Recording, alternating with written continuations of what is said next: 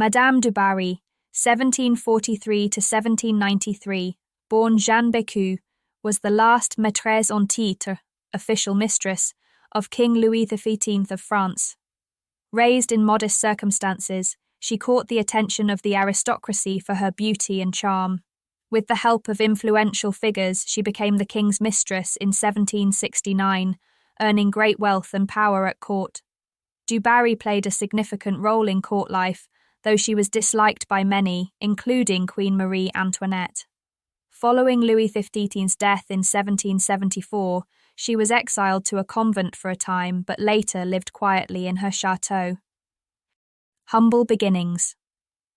Jeanne Bécu, later known as Madame du Barry, was born out of wedlock and grew up in modest circumstances.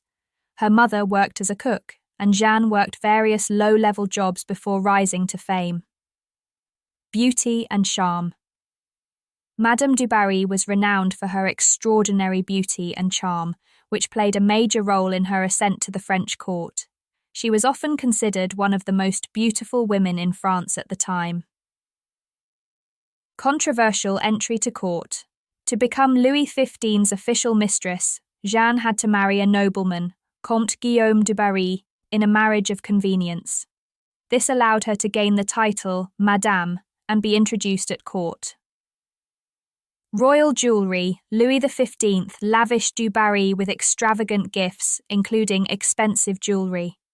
Some of her jewellery became part of the infamous diamond necklace affair that later tarnished the reputation of Marie Antoinette, though she was not directly involved.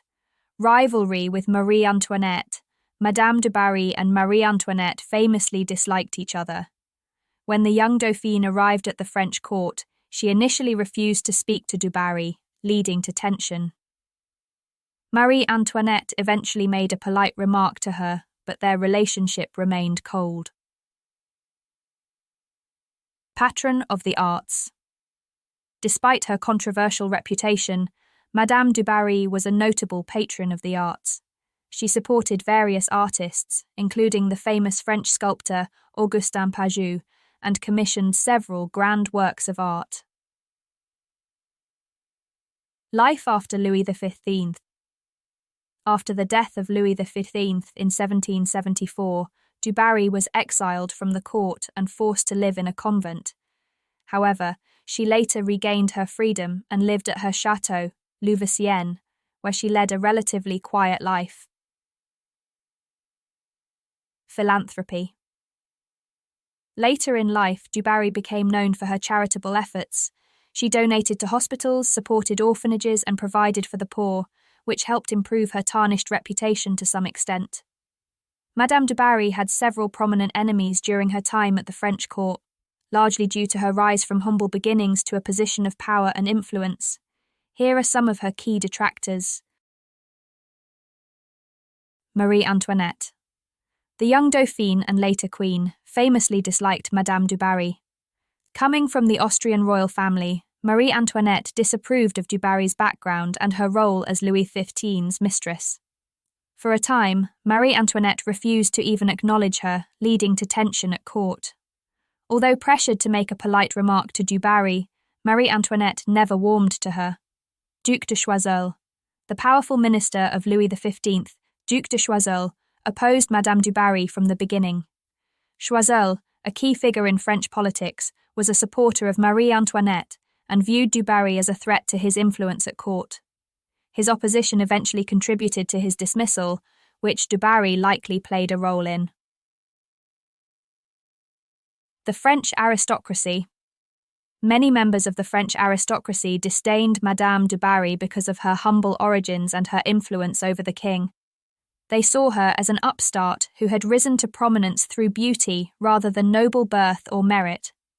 Her extravagant lifestyle and the gifts she received from the king only intensified this animosity. The clergy and moralists. As a royal mistress, Madame du Barry faced criticism from religious and moral leaders who condemned her position and relationship with the king. They viewed her as a symbol of the moral decay of the French court, and her lavish lifestyle became a source of public scandal. Madame Adélaïde. One of Louis XV's daughters, Madame Adélaïde, was particularly hostile toward Madame du Barry. As a devout Catholic and a moral authority at court, she saw du Barry's presence as disgraceful and harmful to the royal family's reputation. Madame de Noailles. A lady-in-waiting and one of the most influential women at court, Madame de Noailles also disliked du Barry. She was aligned with the conservative aristocratic factions who saw du Barry as an unworthy figure. Madame de Pompadour's supporters, Jeanne-Antoinette Poisson, better known as Madame de Pompadour, had been Louis XV's previous Maîtresse-en-titre and wielded considerable political power. Many of her supporters, who remained at court even after her death, viewed du Barry as an inferior successor and resented her rise to power. Jean-Jacques Rousseau. Although not directly involved with the court, Rousseau was critical of figures like Madame du Barry in his writings. He viewed royal mistresses as symbols of corruption and decadence, contributing to the public's negative perception of her. These enemies largely represented the conservative factions of French society, who were uncomfortable with the power wielded by a woman from such modest origins. Their dislike of du Barry also reflected broader discontent with the extravagance of the monarchy in the years leading up to the French Revolution. Madame du Barry faced intense criticism due to her background, her role as Louis XV's mistress, and her influence at the French court. However, she might have improved her image and reduced the number of her detractors if she had taken the following steps: demonstrate humility and modesty. Avoid flaunting wealth. Du Barry was known for her extravagant lifestyle, which alienated both the court and the public.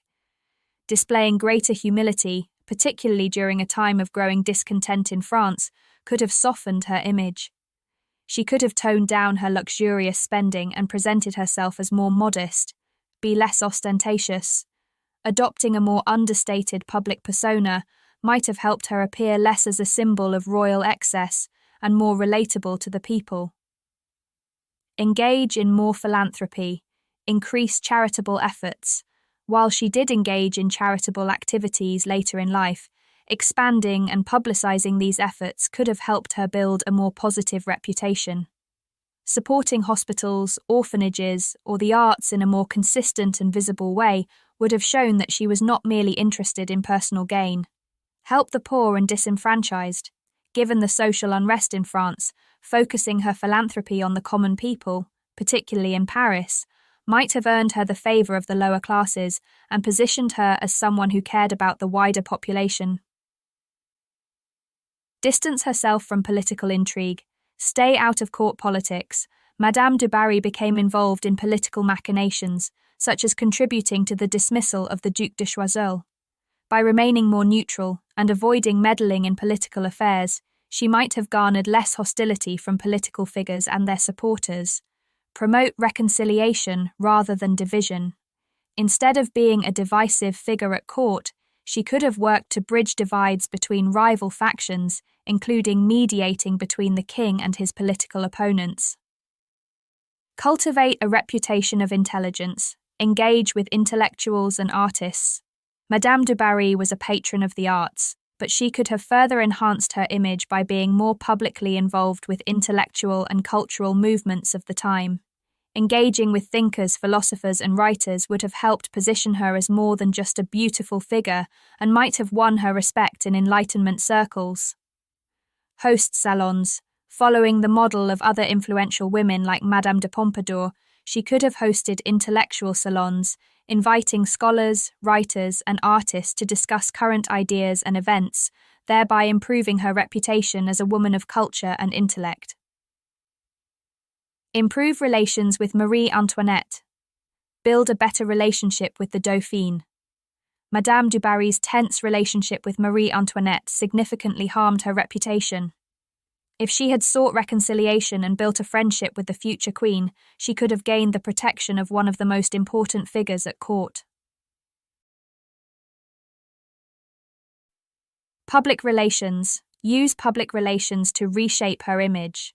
Employing skilled courtiers or writers to improve her image through positive portrayals in literature or art could have helped shape public opinion in her favour. She might have benefited from cultivating a more refined image through these efforts. By following these strategies, Madame du Barry could have countered some of the animosity directed toward her, transforming her public image into one of a more respected and admired figure in French society. During the French Revolution, du Barry was arrested for her royalist sympathies and for allegedly assisting émigrés, aristocrats fleeing the revolution. Her former lavish lifestyle made her a target for revolutionaries.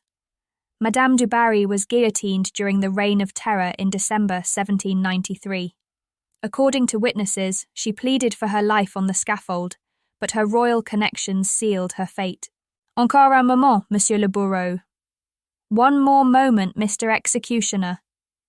These were reportedly her last words as she was led to the guillotine during the French Revolution. Madame du Barry was desperate and pleaded for her life in her final moments, which became a tragic and famous account of her execution. Madame du Barry had a remarkable rise from a meagre background and secured great influence and power in French aristocratic society. There was more to her life than just being a king's mistress. She was a patron of the arts, philanthropist, and one of many who met their downfall during the French Revolution. She was a woman who walked boldly, exuding beauty and charm, who managed to shake the court of Versailles.